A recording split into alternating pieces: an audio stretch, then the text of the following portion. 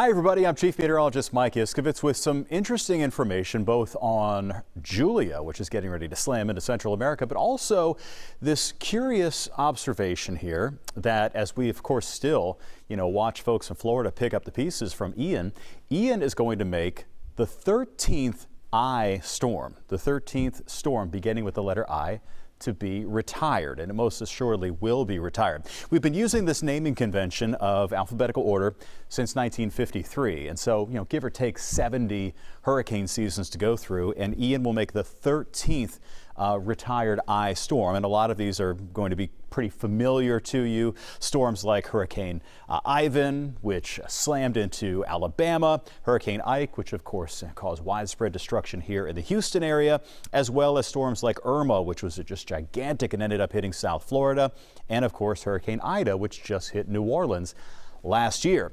And what's interesting is that the previous letter, H, we've only had 6 of those retired, and J, which is after I, only had 5 retired. So it is curious why. I would say, that my main, I guess, theory would be that I storms tend to form in the middle of September, and those tend to be the strongest storms. Although I don't have a great working theory as to why the H's and the J's turn out to not be as bad.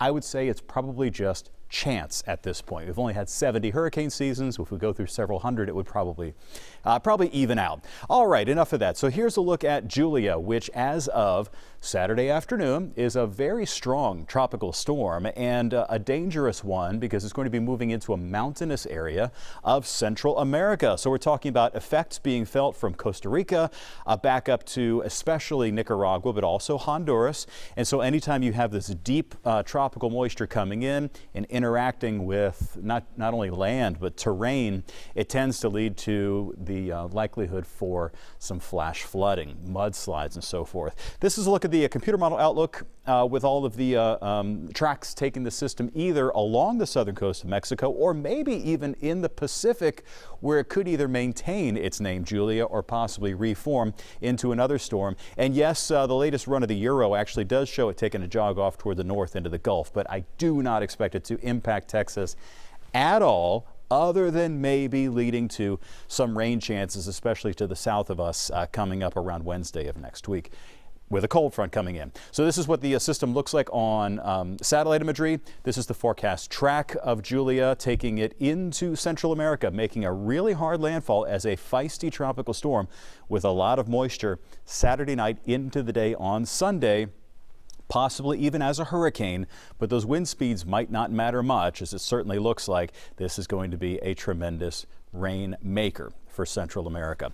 All right, just to give you a reminder of where we are now well past the peak traditionally of hurricane season, and we continue to be on the downslope. Once we get past the middle of October along the Texas coastline, it is extremely rare for us to have any sort of serious tropical threat.